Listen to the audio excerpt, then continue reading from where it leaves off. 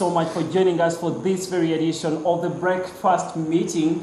Well, that is happening right here at the Political Command Center, but at least I should be able to remind you that this is the media roundtable where we throw major perspective, or where we throw perspective, insight, and analysis on the week's major stories.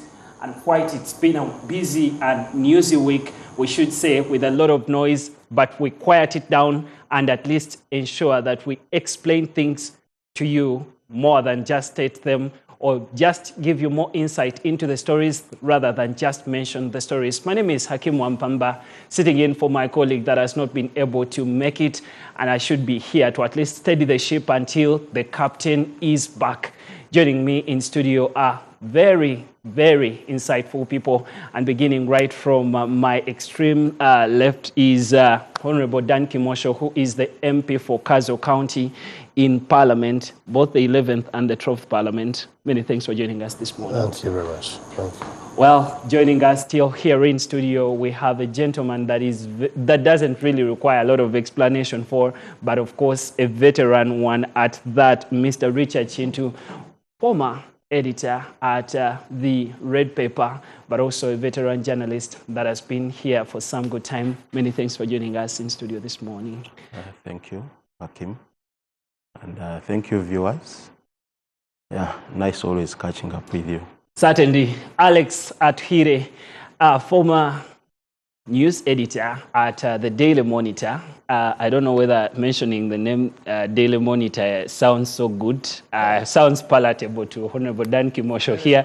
I'm not one of the complainants. But also a strong member of the academia, now cropping and teaching the next crop of journalists. Alex Atuhire, many thanks for joining us in studio this morning. Thank you, Hakim, for having me. I think Daily Monitor is a good story. So it is for Uganda. For Dan was in service before he joined Parliament, and we did so many good things with him through Daily Monitor. So he should actually be supporting that. I support you in prayer. Later on, we shall be joined by Arini Turugendo, Dr. Arini Turugendo, and he has worked at the Red Paper, and now we are here to discuss the week's major stories and throw some perspective and insight onto them, so we can be able to at least guide the country, at least with journalists and members of Parliament, to be able to bring this discussion forward. The Honorable Dan Kimosho, if you were to look down at all the major stories of this particular week, which story do you think has been most important and the one that Ugandans should pay closer attention to more than any other story? Thank you very much. Once again, our dear viewers, good morning. Of course, now there is the Ugandans are awash with the active new ministers who are all over the country trying to put things together in the spirit of no sleep, term no sleep, and term no corruption for the government side that was pronounced by the president. And at least every time you open your social media sites, you will not miss a face of either the minister for local government or the state minister. Then I also saw Honorable Chris at night in Mbarara Referral Hospital. I saw yesterday the Minister for Presidency reading a riot act to RDCs. So at least for the local news but most importantly, yesterday I saw that we had discharged our last Ebola patient. Okay. And that, I think, leaves us in a position of Ebola clean country, because it has really disorganized many things. There's what we have been calling trade order. This one has really caused trade havoc. You can't travel. I was applying the other day for a visa to China. They test virtually. You go you undertake a medical test, and the visa that used to take 3 days now takes about two weeks or so. Interesting. So that story for me was very, very exciting. Richard Chintu, what has the week been like from your lenses in terms of the week's major stories before we go down to analysis of some of those? Of course, I will not depart so much from Dan, from the Honorable. The biggest story right now is the ministers everywhere trying to implement the no sleeping, no corruption theme that was introduced by the head of state. And we are seeing good inroads, whereas there are also some mixed reactions. But it's as if everyone got the message. We saw yesterday, of course, the minister was whipping up the RDCs to be more vigilant. And then the one he didn't mention was the State Minister for Children and Youth Affairs, who intercepted a bus that was carrying pupils going on a tour, and they were crammed. And I think yesterday also we had news coming through of kids who were going for a tour, and then they got an accident. So you are seeing an increasing pattern of accidents involving school children going for tours, which I think needs more focus, because we cannot be losing children. We send our children to school to study, and it should be the comfort of every parent that when your child goes to school or participates in any school activity, they should be able to come back home safe and well. So I think for me, it's corruption and then those issues touching the children.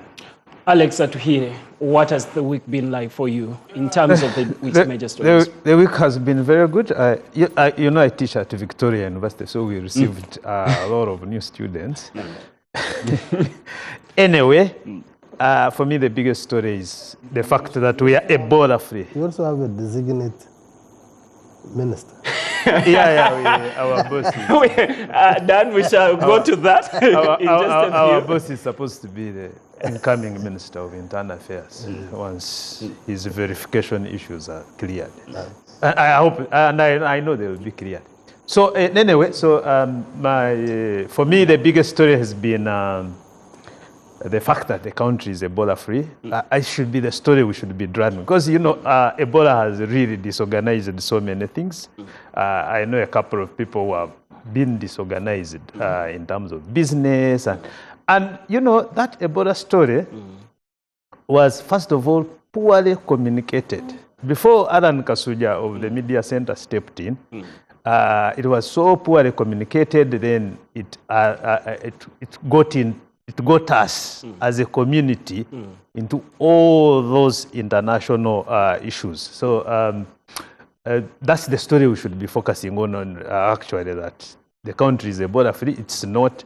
I have seen that on the theme of the discussion today is the travel advisory to level 4, the US travel advisory that has been maintained at level 4, and most of the background behind maintaining it at level 4 is because of the Ebola outbreak. Of course, we have other background issues, but because of Ebola has been really a problem for us, and I am really happy that the country now is over. Indeed, we just here to inform the country that yesterday, the 16th of July, 2026, Uganda discharged its last Ebola patient, making the country at least Ebola-free. And this exactly marks the very first day on the countdown of the 21 days that the World Health Organization should be able to look at to declare Uganda Ebola-free. But let us first discuss the story of ministers clamping down on district engineers, teachers, and all these technocrats. The Honorable Dan Kimosho, how effective or how sustainable is this? Because it's good for the public eye.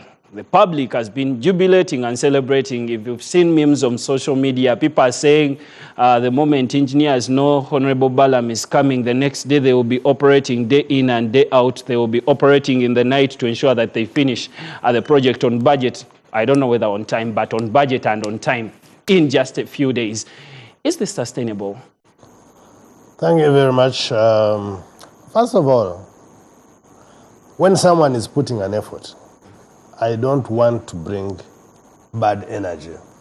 I always want to give them positive vibes. So, first of all, let me first thank the Honorable Minister, Barugahare Baram, for making the attempt.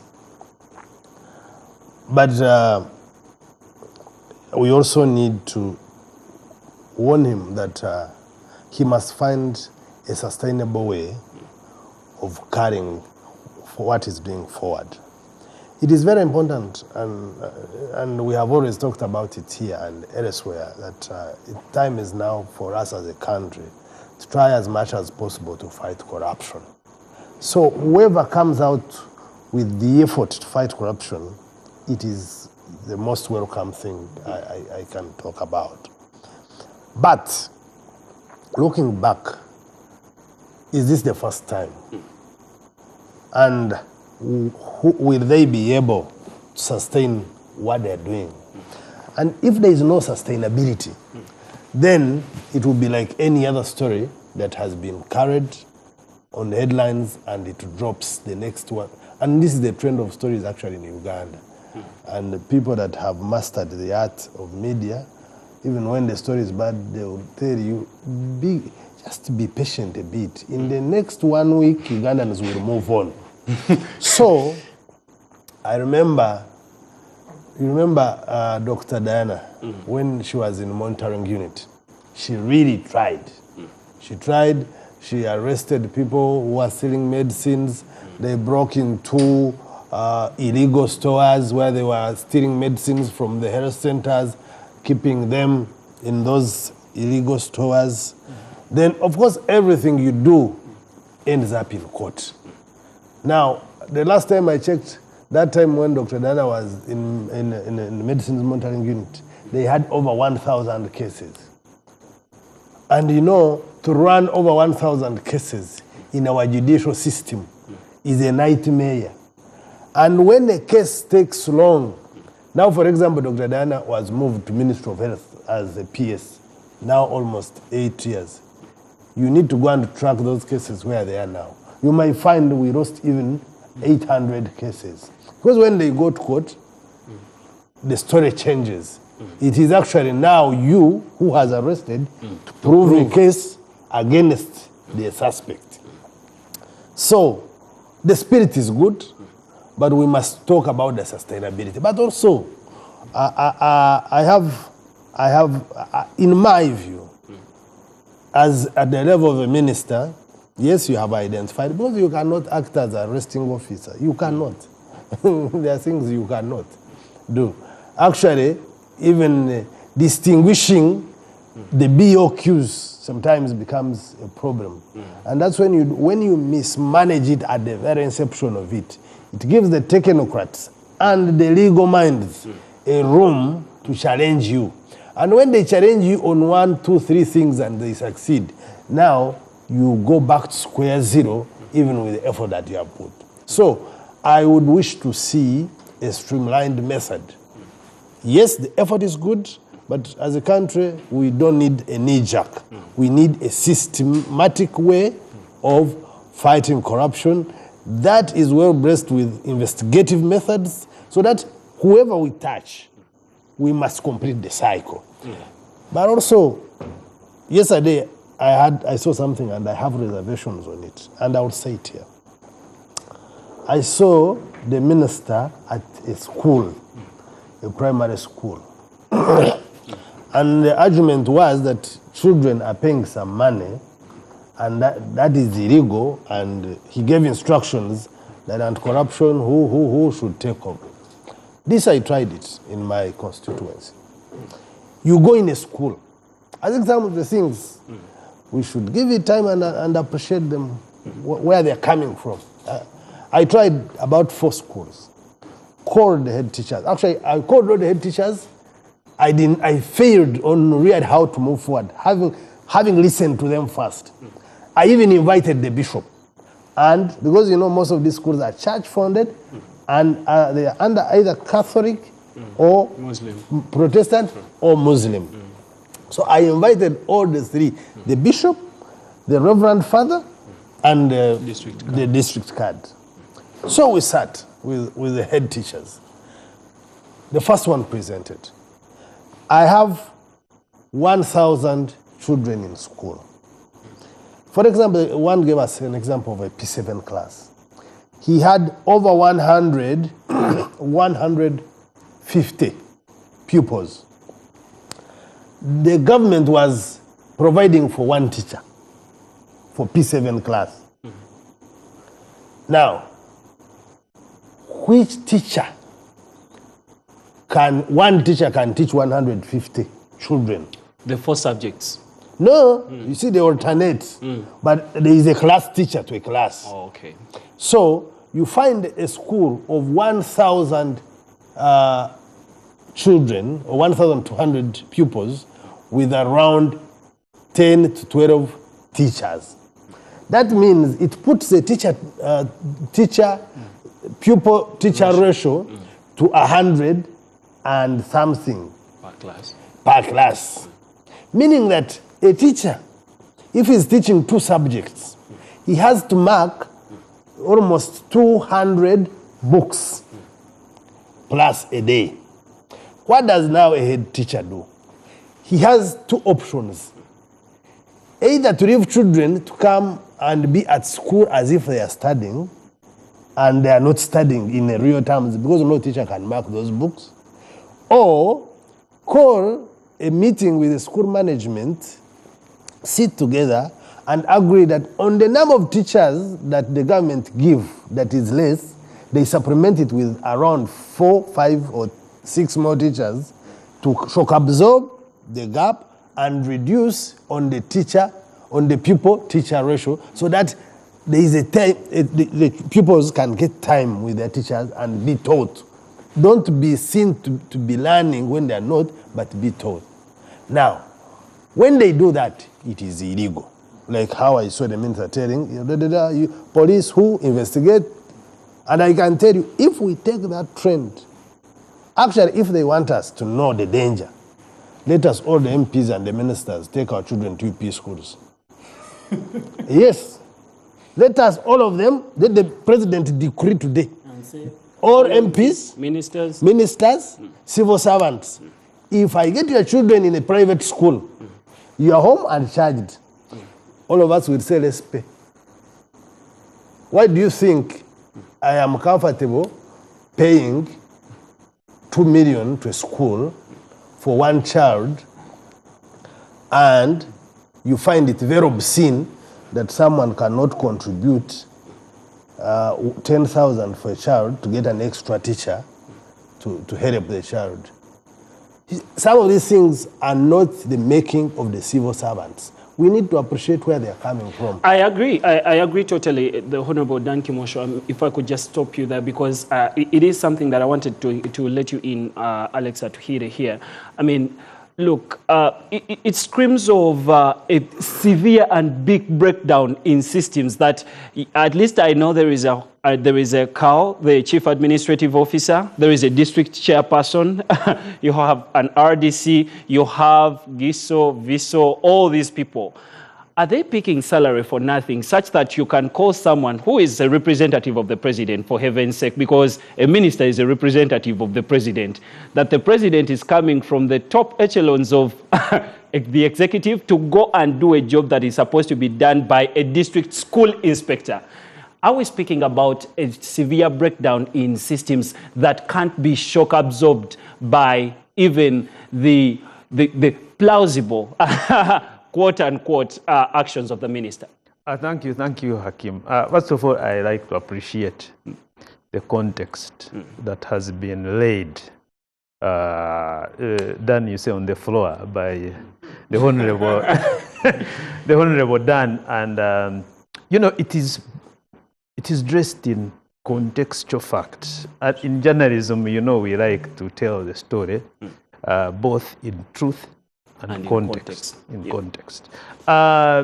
Because, you know, you go and arrest these guys or order their arrest or whatever, but you can see the problem is not them. How do we deal with that? Now, back to your question. I want to believe that our friend, my friend Balams and the others, they are doing whatever they are doing in good faith. But unfortunately, they must follow what they call due process. I think they are going to be caught out on what they call due process, because I don't think it is the mandate of the minister to go around ordering for prosecution of, because they are, Dan is in Parliament, Richard has been around in these spaces for a long time. There are already institutions that are properly mandated to deal with these things. Balam and his other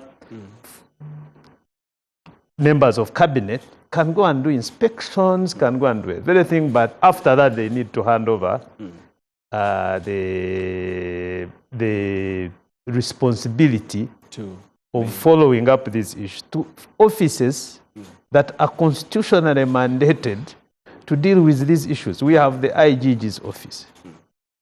If you are going to order for the arrest of a district engineer, then what is the work of the IGG?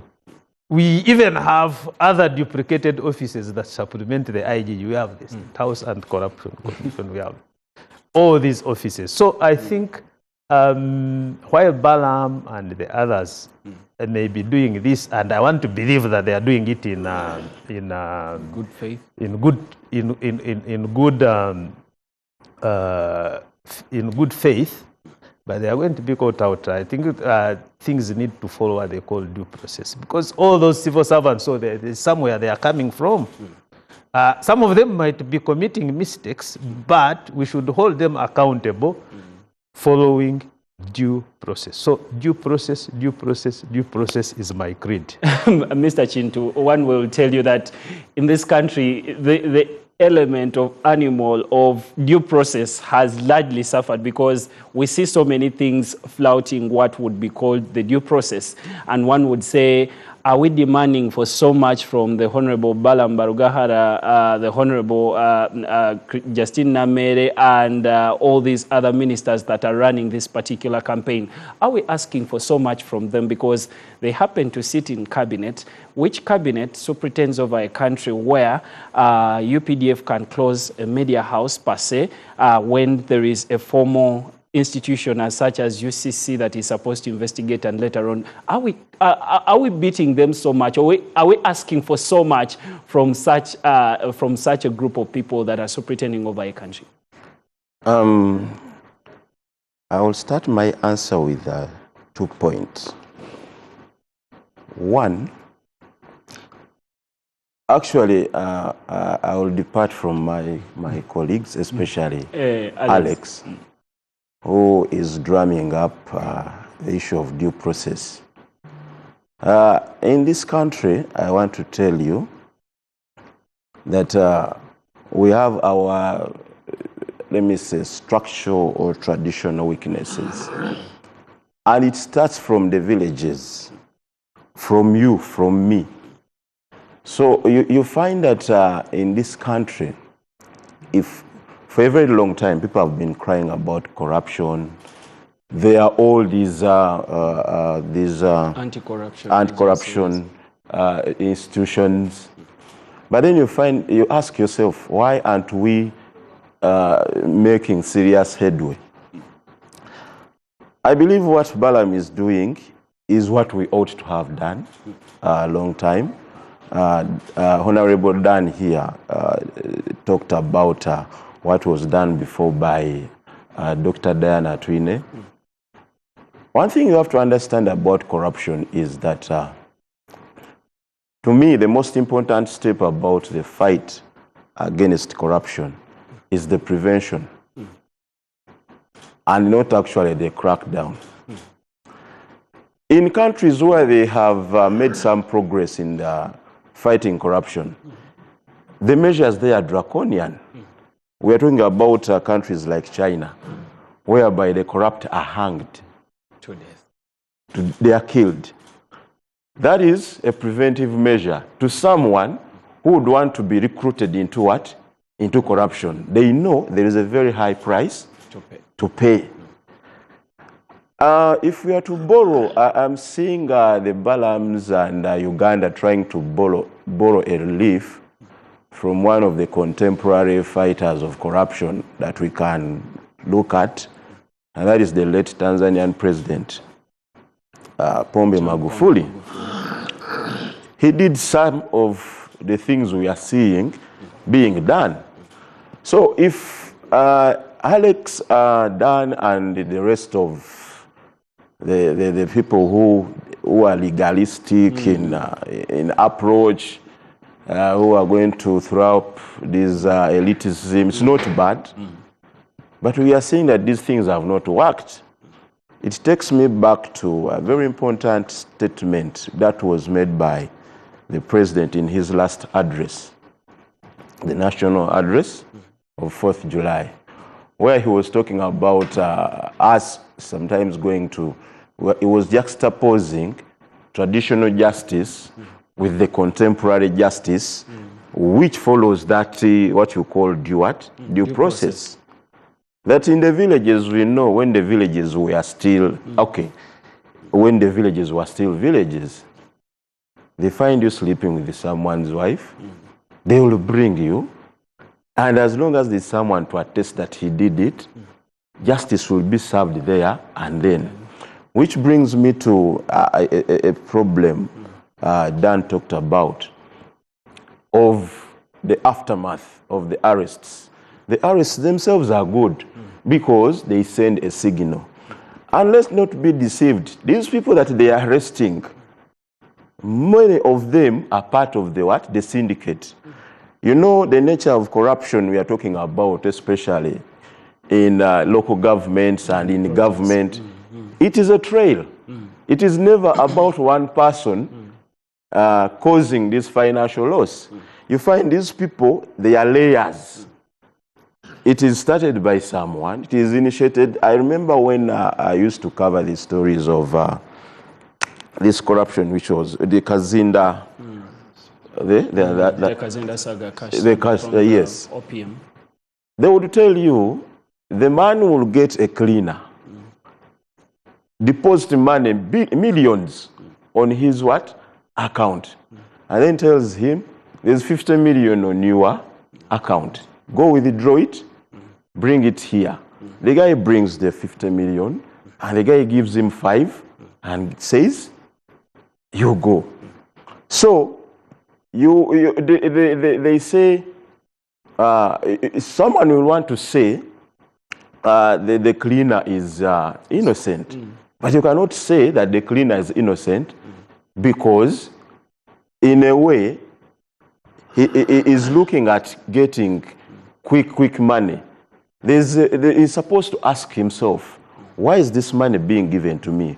Probably report that what? That money. But because inherently, there's also that problem in all of us Ugandans. For me, I believe these kinds of approaches are needed because someone must be seen to make corruption risky. Otherwise, if we are going to keep on hiding in legalistic jargons, due process, we are going to miss a thing. But arrest that person, then follow the trail. You will get it there. There is something as such as due process. With all due respect to the Honorable Minister, there is something as such as due process. And I want to believe that a minister, supervision and monitoring is one of their roles. It's a given.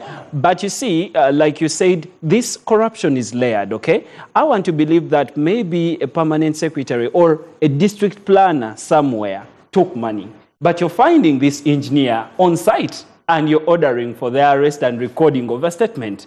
How multifaceted will such an investigation run to go up to that person that signed the check and said, okay, let this be the BOQ that really differs from the approved plan? how multifaceted can this sort of investigation reach that person seated in an office, because for them they are not going to be found on the road? Of course, that is the system that we need to devise. Like Dan talked about the challenges we have in the justice system. You must understand that the challenge with corruption is that because of that multifaceted kind of nature, there is always a pushback. Already you are seeing some of these things we are seeing, like the corruption, let's say in parliament, was flagged a long time ago by people like Agora and Dr. Spire. But you saw the pushback which happened. And people were saying these people do not have the facts, they are witch hunting, what. Remember what happened to Agatha Thaile, right from when she was still at parliament as a reporter. All the sanctions and what she went through. It's because there's that fight back. So what I think we should do is create a system whereby we maybe some sort of tribunal or something specifically looking at expediting these investigations and aiding things like that, the track back. We want to see other people that are along the chain being brought. But for me, I believe there is someone who must first be got, and then we use that person as a basis of doing the either the back, the follow-ups, or going forward with the investigations. Advocating for due process. It's because it has been there. It's a short-term. But we have not looks at the short term. No, Richard, let's hear Alex how. Let's hear. He looks at the short term. You know, this disruptive intervention by the ministers will have short-term gains or benefits. It looks good for the cameras people, as well. It is good for camera. It is good for camera. Due process is not legalese. There is a difference between due process and legalese. Due process is that you are doing something that is sustainable in the long term. And Honorable Dan has been, I want to appreciate his experience, has been in Parliament now for a second term. He is saying you are arresting a district engineer, making a statement. Probably you will just charge them. That's what they do. They arraign them in court before the investigations are even conducted. In 2 years, the cases, most of the, you go and do a review of the cases before the anti-corruption division of the High Court after Katusi left the court. There could actually be no convictions. Could find lesser convictions. You know, you are going to spend a lot of money prosecuting these people. It's public money. After 5 years, some of the cases are there for 5 years. And these cases, let me tell you, if it comes to court and after 2 years it's not been concluded, you know that the highest probability is that it's not going to be, the prosecution is not going to succeed. So due process helps you to deal with all those contextual issues. Certainly. It's not legalese. It's not legalese. Due process is that we are doing something that is sustainable in the long term. How do you ensure that due process is effective? You empower the institutions that are constitutionally mandated to deal with these things. Richard wants us to continue in the habit of either ignoring or undermining these institutions that have been constitutionally set up to deal with these issues, and we cannot go on like this. Sure, and this would be my take. Just getting it away from Richard, look here. The Honorable Minister has about 146 districts to supervise under his docket, these many villages. His ministerial role, the key or cardinal role of a minister is policy monitoring and evaluation and all this is very important, and supervision. The Honorable Dan Kimosho, you might want to agree. Some of these districts having people of about 350,000 people in the district. This district cannot actually raise 5 billion shillings in local revenue. I think we have bigger fish to fry, all right? And maybe as we have bigger fish to fry, you need to look at all these things that a minister should be looking at and finding innovative ways of how to increase efficiency at a district level, because I can imagine the level of supervision and the number of site visits that will ensure that road construction projects at the district level is effective. Then get another, I don't know how many days that they'll have to go and look at how it is being done in the health center threes. I do not know how effective, and the number of site visits that the Honorable Minister might have to make to ensure that all is well within the district. The Honorable Dan Kimosho, how might we look at this fight against corruption in a structured and sustainable way, the one that does not expose the system to vulnerabilities in terms of losing the cases that they have reported? How do we build up a sustainable system? You see, our constitution and legal framework is one of the best in the region, or even on the continent. So we are not short of how. We are short of the commitment. That's one. Two, what my brother is talking, he reminds me of when we were growing up, our local football team on the village. After all, it is also football. But would play without shoes, and rarely would the rules of the game apply. But villagers would be excited, and there would be that mugged old boy who would be hitting the ball to any side of the pitch or even outside. And that was the Messi of the time. So I see Bargahara as that boy. He's the Messi of the time. He's hitting the ball, but they are not scoring. The other boy, he would not score. But the rules of the game would not apply. So he was a good defender by all standards. So, you are right. But Dan, that's where the football will begin. Exactly. Yes. Let's take a very short break and be able to return with different more stories. Don't move a muscle.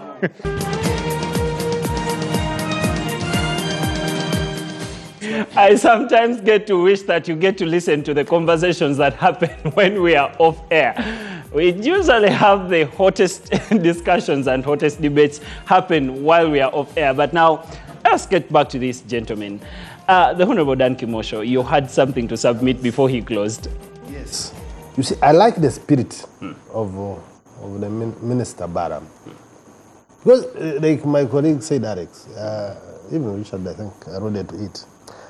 What Baram is doing is in good faith. But what our concern is the sustainability. Now, yesterday he was in Busoga. The other day he was somewhere. I have seen people in Kasese called him that there is a toilet that was built at 95 million and it's worth maybe 5. So maybe he will go to Kasese for... By the time he comes back to office, the money that would have been swindled even around his desk, he can hang himself. Now, in my view, what maybe he needs to leverage on is to try and synergize with the institutions that are mandated with this role. Synergize how? Partner with IGG, partner with anti-corruption, and because, technocrats want you scattered. They don't want your mind concentrated. You see, we have a challenge. They will give a minister who is an equivalent of a senior 6 to head a ministry, for example. Fortunately enough, I think Honorable Baram is well learned.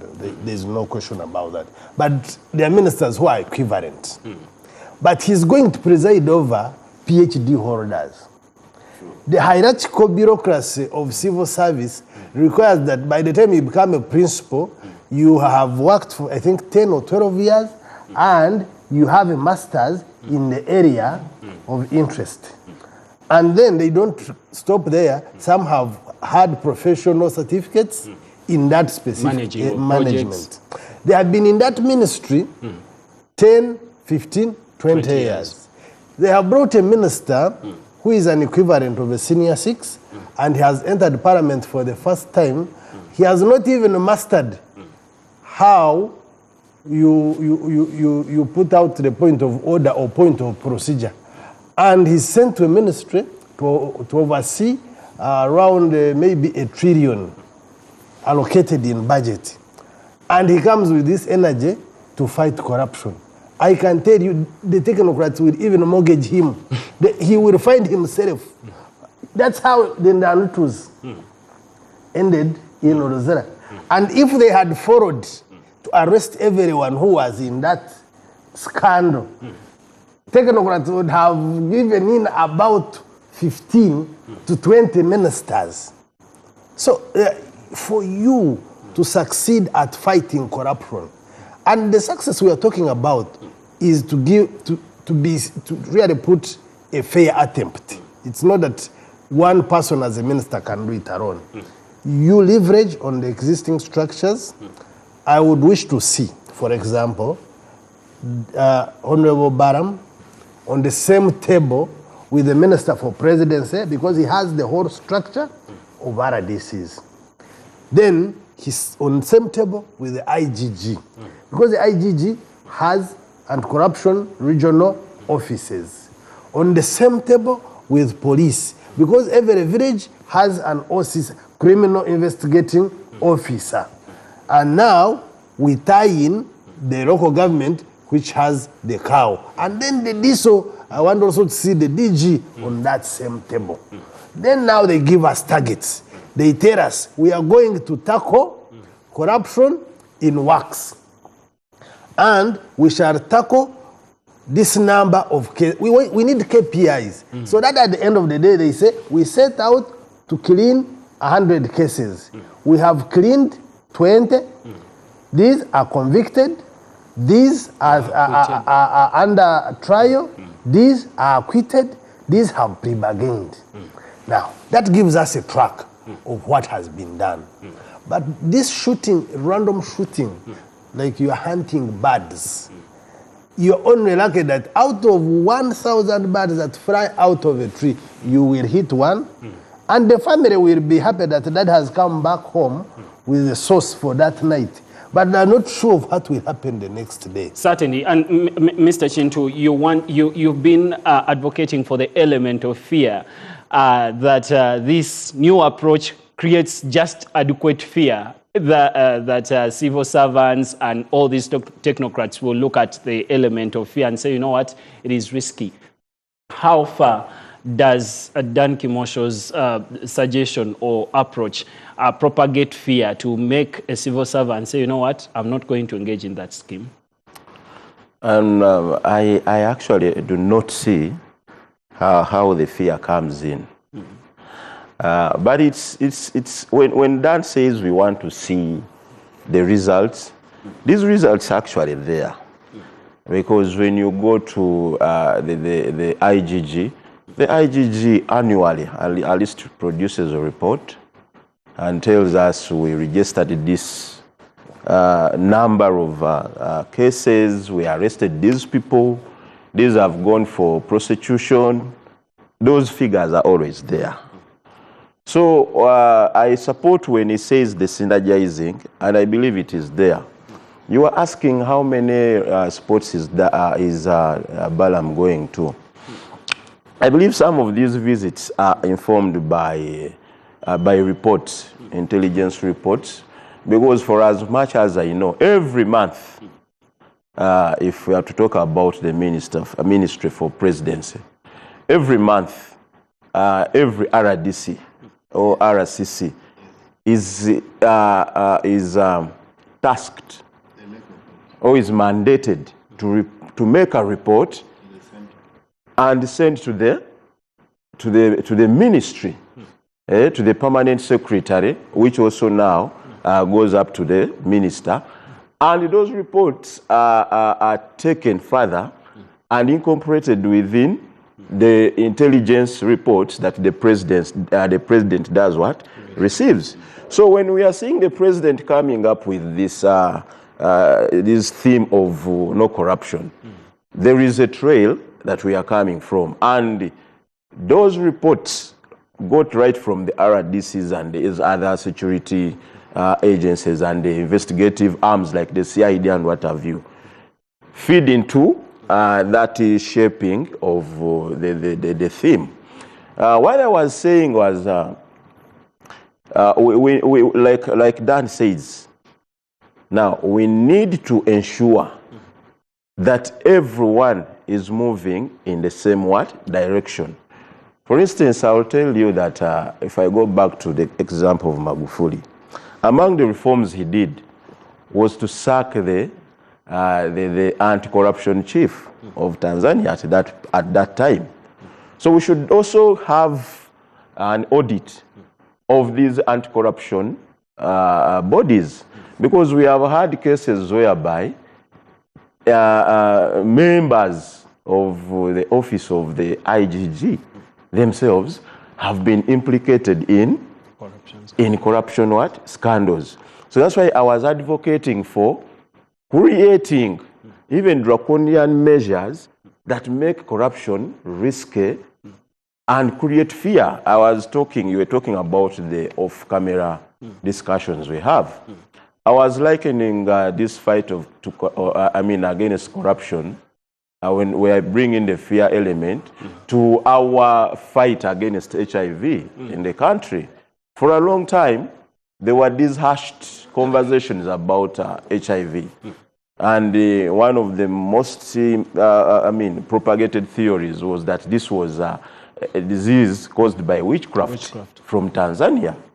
But it was not until the late Philip Bongole retire came up openly and disclosed that he was HIV positive. But the frame in which he was very, very scary to every Ugandan. And then that is when people woke up and were like, this thing really kills, and really kills badly. And we are lucky that somehow the president also got on board and brought the conversation of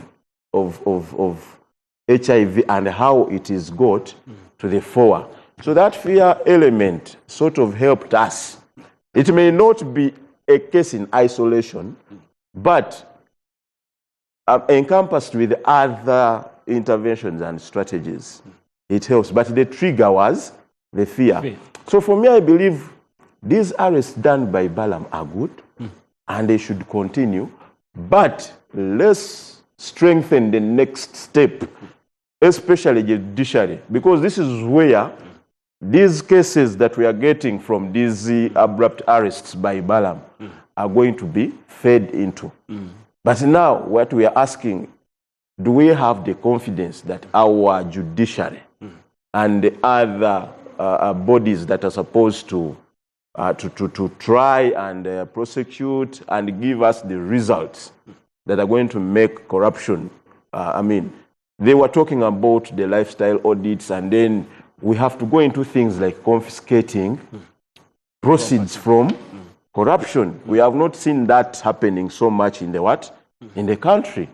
But now, what we have to understand is that the bad thing about corruption is that the cost is always paid by people who are innocent.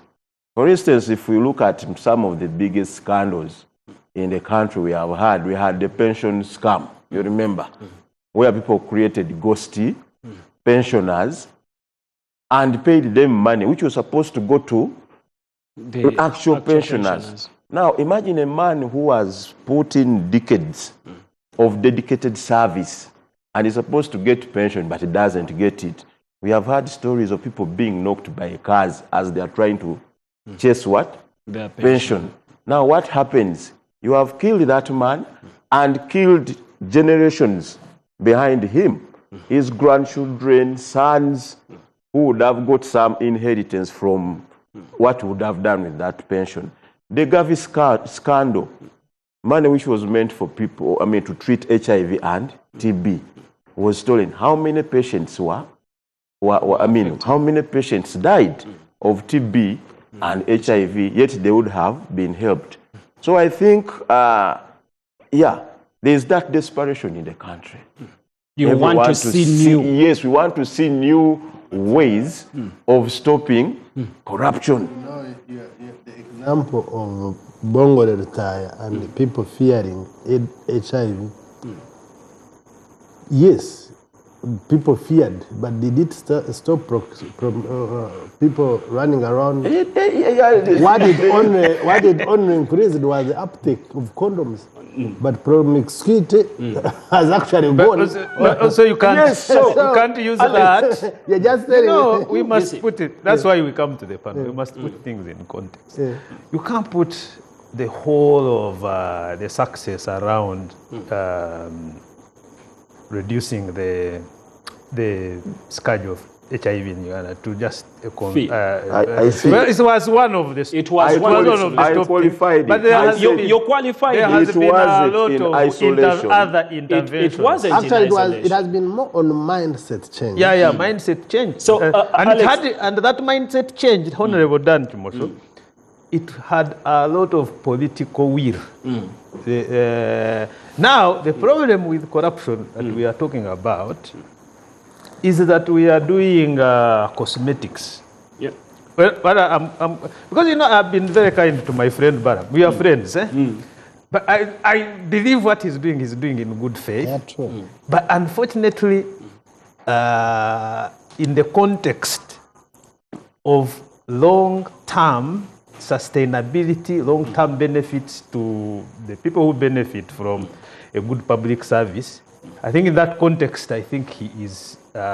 His efforts are going to be counterproductive. Yeah, I had a conversation with the Uganda Institute of Professional Engineers, and they're saying, how technical is the Honorable Minister to know the difference in the BOQs? How will he differentiate a BOQ that has been properly executed to the letter? How will he look at a work plan? Is he too technical to that point? I investigated the Naguru case, the land case. The land. Yes. And I had a lot of energy. And they said this reverted. They went to court, quashed the thing, and immediately started constructing. People are constructing. But everything was in black and white. And you would think everyone would have supported us. And then this Naguru is planned, either turn into a green belt, or if you have decided to make it. And remember, you are investigating using your mandate. Yes. Now you can imagine. With all the experts, because on the committee, you have CID, you have a lawyer, you have an economist, you have a statistician, you have everyone. So you can imagine if you were investigating overstepping your mandate, even the results would be. Then we investigated another one to do anyway. So I really appreciate Honorable Baram, but if I had a one-on-one with him, I would encourage him to synergize the institutions. I strongly believe, and if there is any system that the president has built over time, is the system of the RDCs and the president. RDC and the DISO. Because the DISO has an intelligence officer up to the parish, and they have their informers up to the ROC. Yes. The presidency, now, I think Minister Babaranda has that scale down up to the RDC.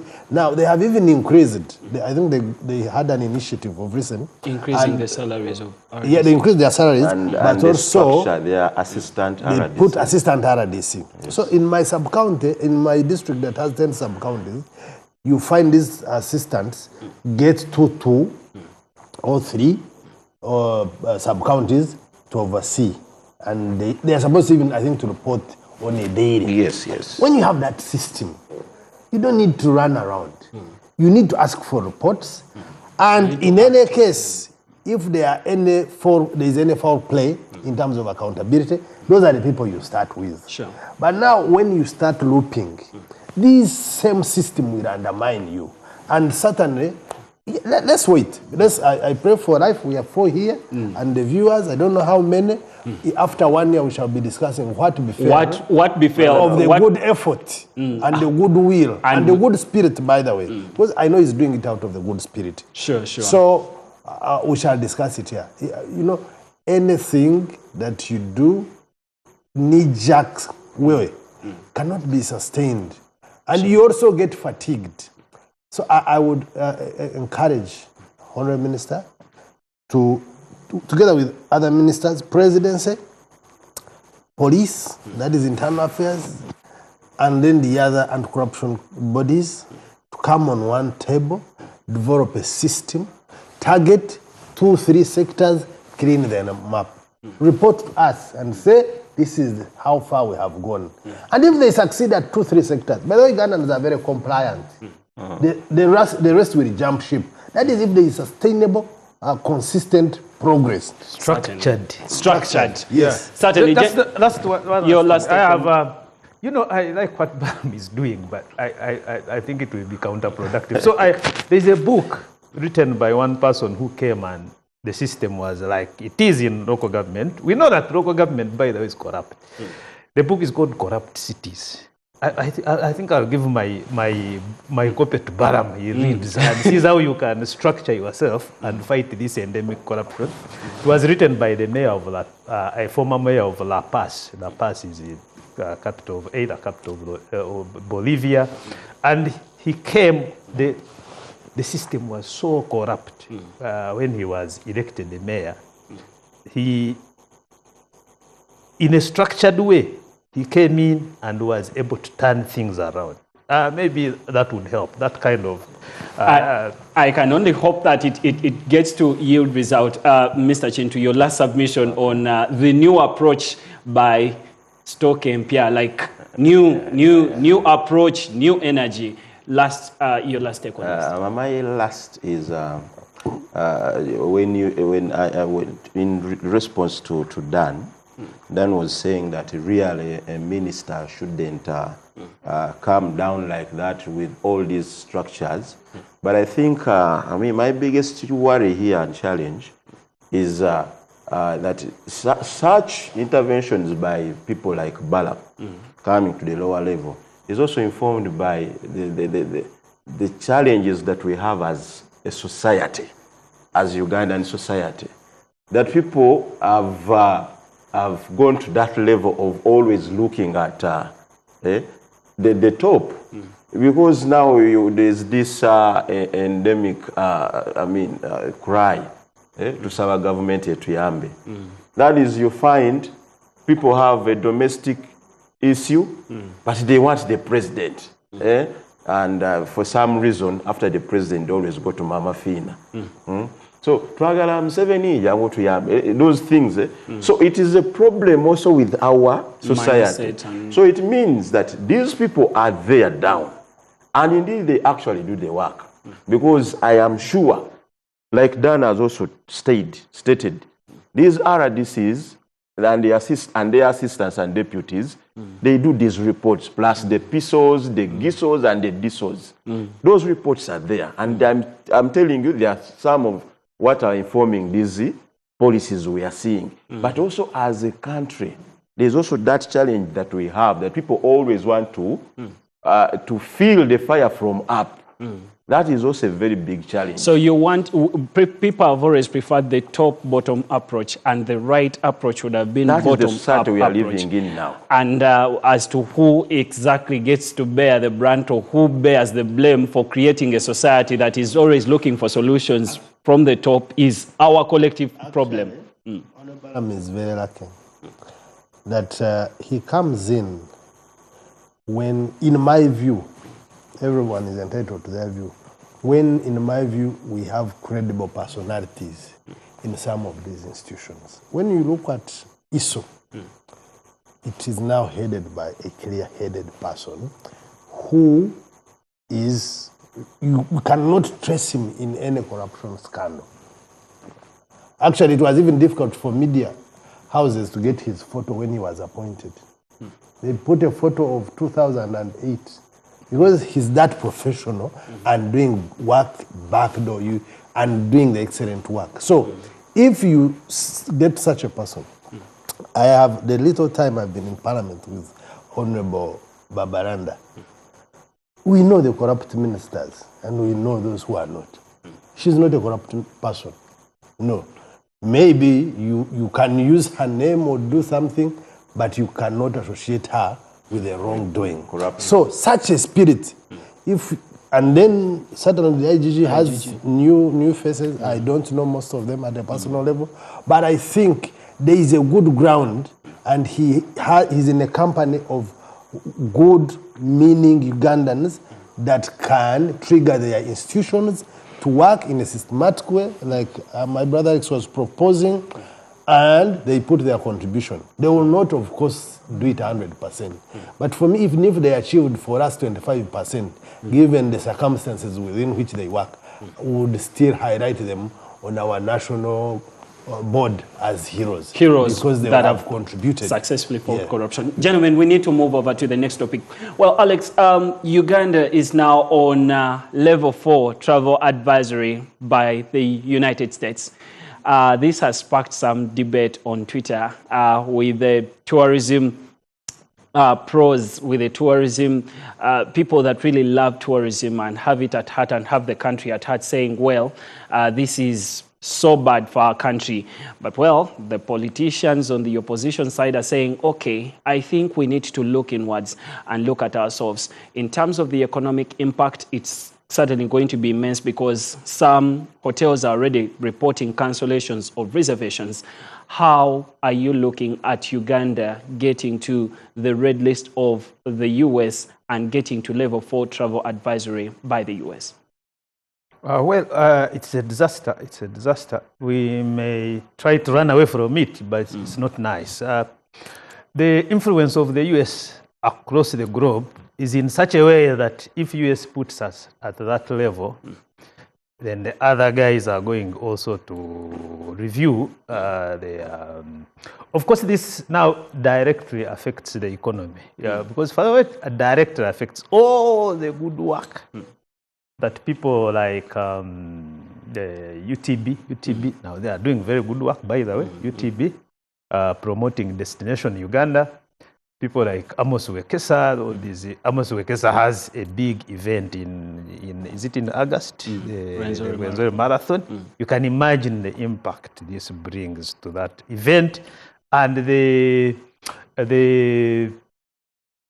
what that community around Rwenzori is going to benefit from that event. So it is a disaster.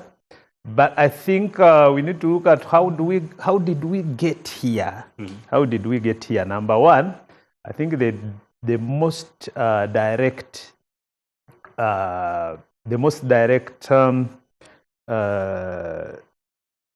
influence to this to that decision was the way we handled the Ebola outbreak, the way we communicated it. I think it was wrong. It was wrong.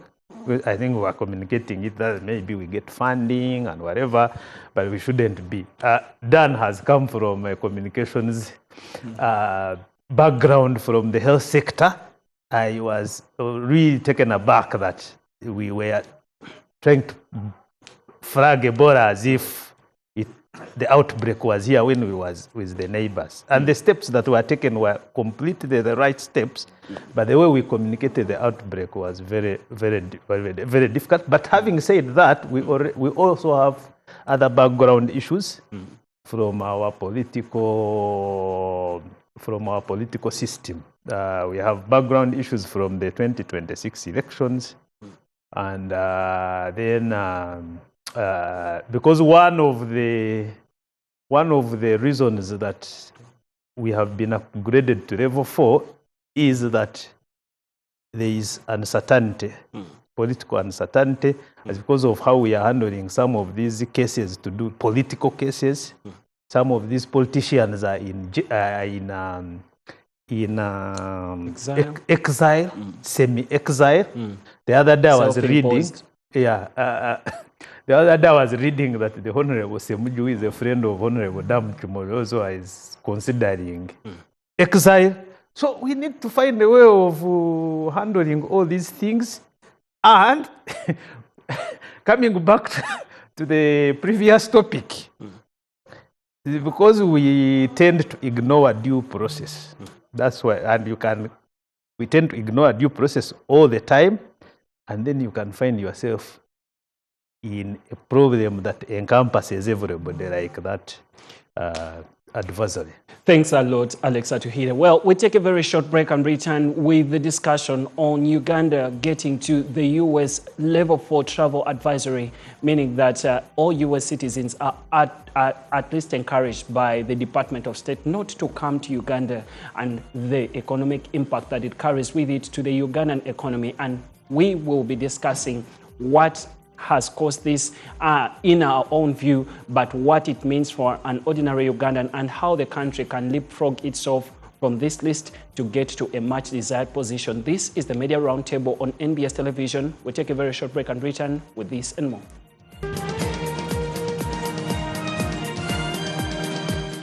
15 minutes to the top of the hour at 9. Very good morning, and thank you so much for still being part of the Media Roundtable from the Political Command Center. We have journalists, and they are throwing insights and perspective onto the week's major stories, including the story where the U.S. has put Uganda on level 4 travel advisory. And we want to discuss this at length to see the economic impact and how Uganda can perhaps work its way up to leave this particular list, owing to the grave economic impact that it carries with it.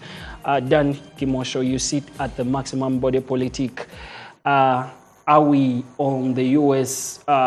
level 4 travel advisory because of only the Ebola outbreak and how we handled it, or there are some other issues that we need to look at and look inwards? Because another person would say, you know what, the U.S. is witch hunting a small, an LDC, a low developing country, and many people could seem to disagree with that. How did we get to the list? Are there possible ways on how to get out of this particular list? And what are some of the conversations that you're hearing in terms of the impact that it has carried with it onto the Ugandan economy? Thank you once again. Maybe a Ugandan down in a place like Kazo needs to know what a level 4 travel advisory means. I think it's the highest severe level of the last level of caution and alertness that a country or a State Department gives to its citizens to avoid another country or to avoid traveling to a country. So that's what we are discussing, and the context. Of course, Ebola is one. When you try to go in, they highlight like 4 issues. 5 key issues. Ebola, unrest, I don't know what they're talking about. Then the law that we passed about homosexuality, and I see terrorism and crime rate. You know, yes, Ebola.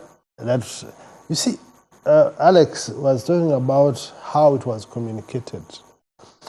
The reason why Uganda has space or is believable at a certain level by World Health Organization, it is because of its quick response and the transparency with this, which it manages these occurrences, the breakouts.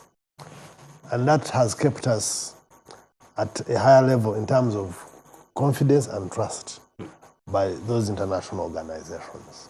Now, we have a challenge by our location, where you border with Congo and South Sudan. Now, Congo, it is both conflict of armed people fighting, and then the the breakout of diseases like Ebola, Marburg, and the rest. Then here in South Sudan, conflict, but also the influx of refugees from both directions, and that, of course, subjects us to many other high risks. Now, the challenge is, you do it, you're doomed. But also, if you don't, you are doomed. Because the patients were already here. Here in a way of traveling, like free movement. And it was detected. And the government of Uganda, of course, in its responsiveness and transparent way of doing things with the Ministry of Health, and I always appreciate the Ministry of Health, because if it wasn't for that transparency and responsiveness, would have been highly affected by COVID, but somehow they mitigated. Majorly through their transparent ways and the responsiveness with which they were acting, of course, with the guidance of the president. Now, the issue of communication is very critical in the current perspective of governance. Because in the first communication that came out, we owned Ebola as if it was ours. We did not explain to the world that we are actually a victim of free movement, cross-border movement. By the time the government spokespersons came in, the damage had been too much, had been done. But it's good they came in and there was a mitigation. But I would not blame, I have had people blame Ministry of Health that some of these things they should conceal. But I know if they conceal and something big happens, then we would still have these red flags by the international bodies. And it would affect us in many perspectives. So we need to engage more with the Ministry of Health and the general government communication on how to manage crisis. Because crisis management, we are living in times of crisis, and we should concentrate and invest in how we manage crisis. So Ebola has contributed to us being at level 4. The homosexuality terror, we had a choice to make. This argument, we have discussed it again and again on whether we wanted, there was a choice to make. Remain a darling of America and the other associates who believe in homosexuality, or fight for the culture of Uganda and the dignity of Ugandans that we were born in and we inherited from our grandparents, and make a law that costs you, or leave it, let it be a free world. Those who want to marry men, marry themselves. But I know, I was telling someone that some of these things you leave them to be. In 4 or 5 years, now you will hear activists complaining. They are not buying Pampers for those whose bums have been shattered. Let's not get there. By these, so it also now becomes a problem. It needs a budget. So you stop it at that, and what we need to do at this point is the engagement at high government level that would reduce the issues and explain the issues that we can explain. For example, if you talk about unrest, in any case, we have a better security position in the region. We are actually the anchors of peace, if you want to look at that in that perspective. So, like any other country, even in America, you hear that someone has entered the place and shoots about 10 people. And it happens in countries elsewhere in the world. Those insecurities, because you're dealing with human beings. So in terms of unrest and criminality, I think that needs an engagement between governments.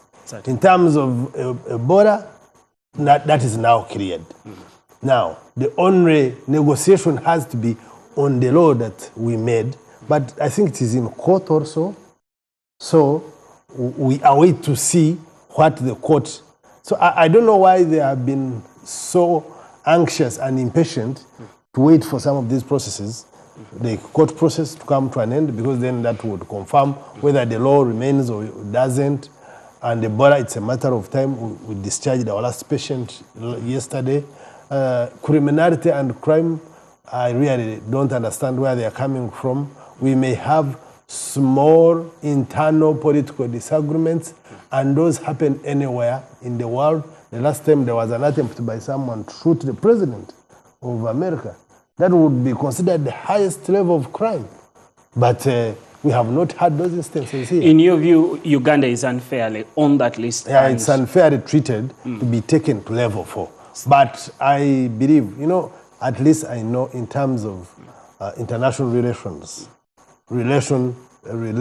government to government, our president really is an expert.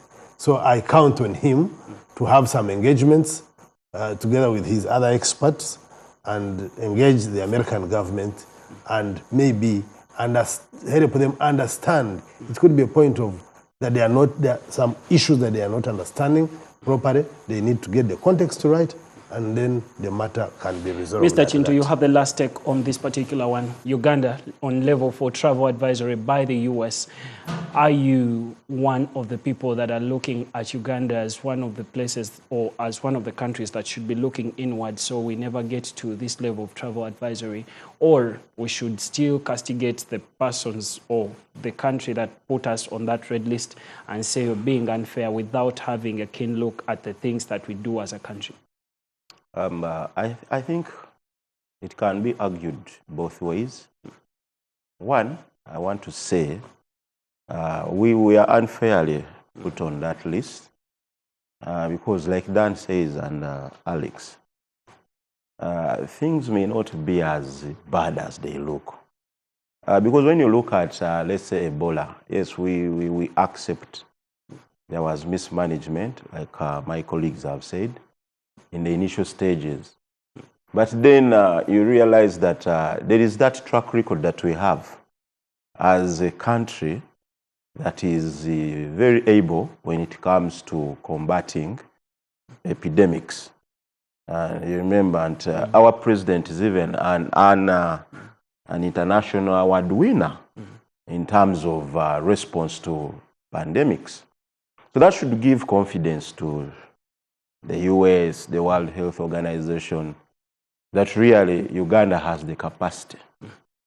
Because you remember, until we got a setback, before we had registered, we had gone about 40-something days without a case, until we had another case come in.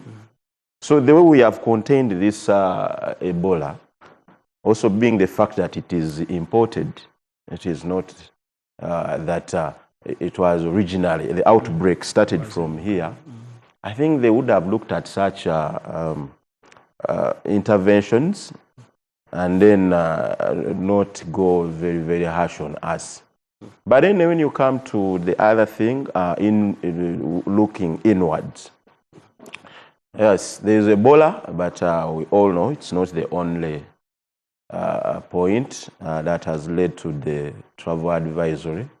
We have unrest, and they say health and unrest. And I think there they are saying, they are looking at the fact that in Uganda, demonstrations can happen anytime. And then they also raise the issue of the crackdown on these demonstrations, that usually government, cracks down demonstrations in a very tough manner, which involves the tear gas and then sometimes gunfire. I think they have mentioned it.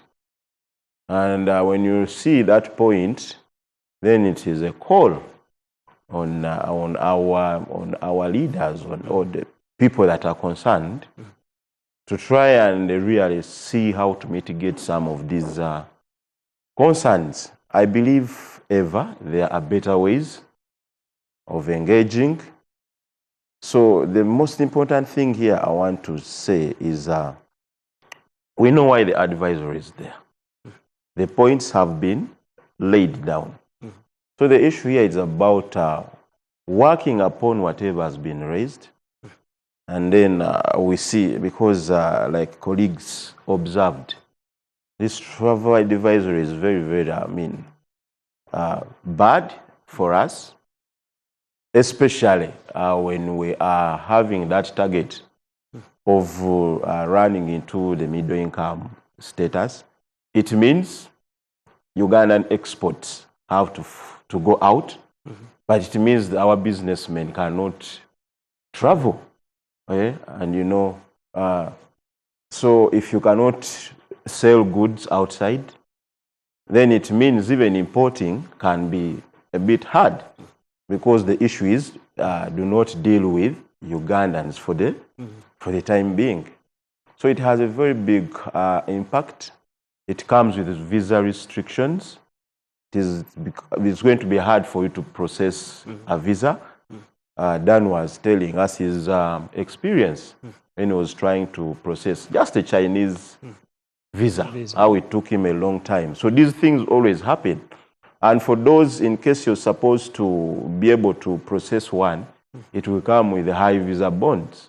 You may find yourself having to pay a lot of money to have your visa go through. So it is really a bad thing. But like I said, let's hope that, you know, when you're tackling a problem that you know, it becomes easier than if you didn't know. The points have been laid, so we need just to work on them.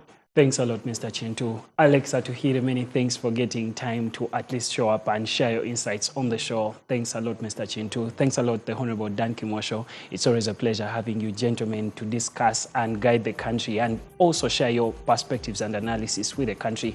And we hope that people have been able to learn well. So it is very important for us to remember that Uganda being on level 4 travel advisory is very, very negative to the country. It impacts the tourism sector, one of the anchor sectors of the economy. Much as gold and remittances are also doing a very good job in terms of buffering and ensuring that dollars still come within the country, and in terms of ensuring at least that there are enough of buffer stocks. It is very important to also look at the reasons as to why Uganda is on that list, and the reasons as to why we should be able to look inward and be able to solve these issues to ensure that the country gets off that red list. From me and the entire team, I want to say good morning and enjoy the rest of Friday, and watch out for other normal programming that we're going to be at least having to the news bulletins and everything that we shall be doing within the day. Good morning.